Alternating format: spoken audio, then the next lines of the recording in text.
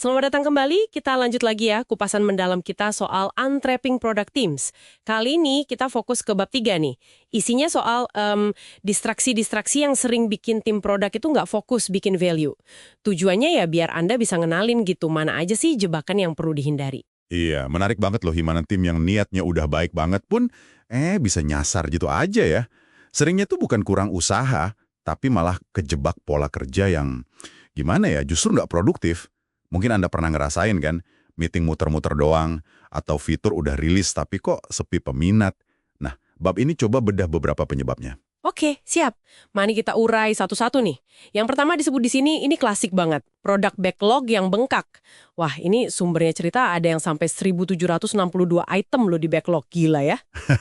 Haha, iya kebayang ya. Itu udah bukan daftar prioritas lagi namanya. Udah kayak daftar harapan semua orang ya. Bahayanya, tim jadi kayak, ya udah, ngerjain tugas aja gitu.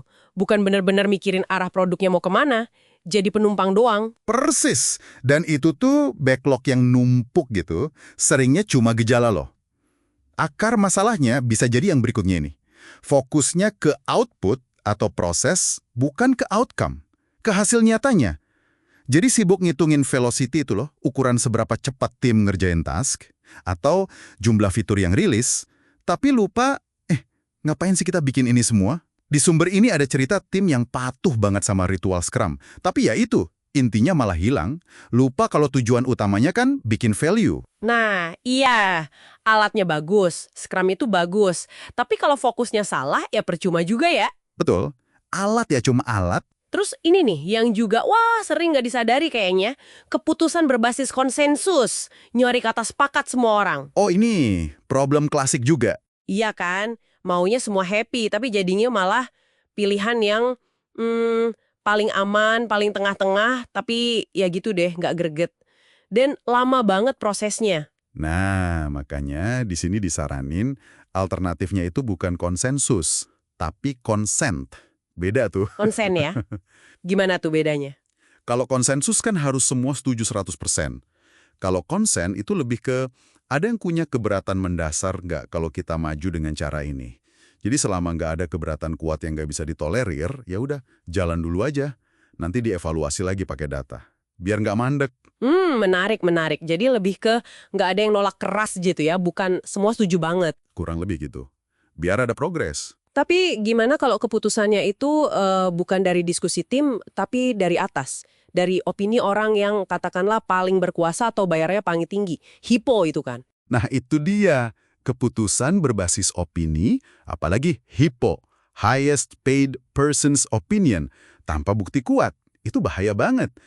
Resep buat boros sumber daya, itu kata sumbernya.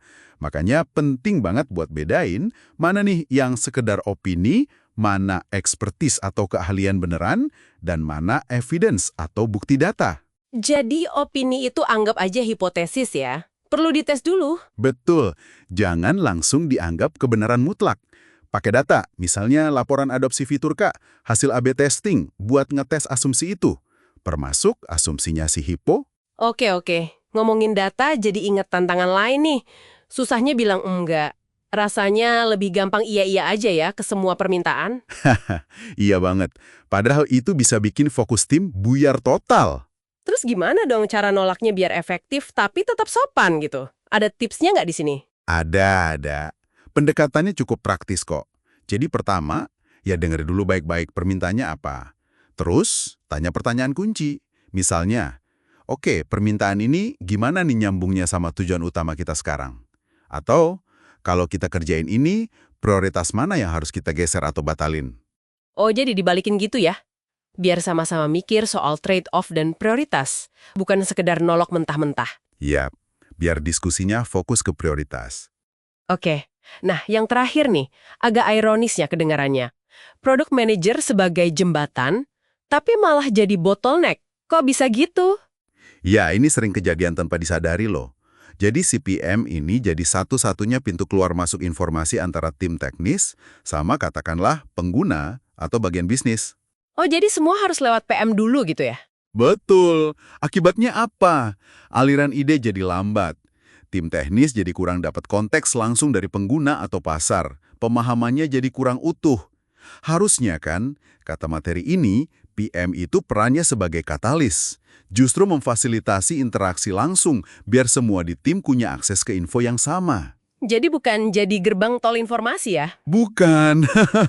Tim yang bagus itu kan tim yang bisa ngobrol langsung buat paham masalah pengguna, bukan cuma dengar terjemahan dari PM aja. Oke, jadi banyak banget ya ternyata distraksi ini mulai dari backlog numpuk, fokus ke output bukan outcome, kejebak konsensus, nurutin opini tanpa data, susah bilang enggak, sampai PM yang jadi bottleneck. Langkah pertamanya jelas ya, kita perlu sadar dulu nih, pola-pola ini ada nggak sih di kerjaan kita sehari-hari? Tepat sekali. Dan perlu diingat juga, distraksi ini tuh jarang berdiri sendiri loh. Biasanya saling terkait. Gejala dari masalah yang lebih gede. Jadi, penting banget buat ngenalin mana sih yang paling dominan di tim Anda. Itu kuncinya buat mulai cari jalan keluar. Nah, dari yang udah kita obrolin tadi, coba deh Anda renungkan sebentar. Pola distraksi mana ya yang paling sering Anda lihat atau rasain dampaknya? Ya, pertanyaan bagus tuh. Dan sebagai penutup, ini ada satu lagi buat Anda pikirkan. Kalau misalnya nih, Anda cuma bisa fokus beresin satu aja distraksi ini di tim Anda minggu depan, biar dampaknya paling kerasa, mana yang bakal Anda pilih? Dan kenapa? Oke deh, terima kasih banyak udah nyimak kupasan kita hari ini. Semoga bermanfaat ya.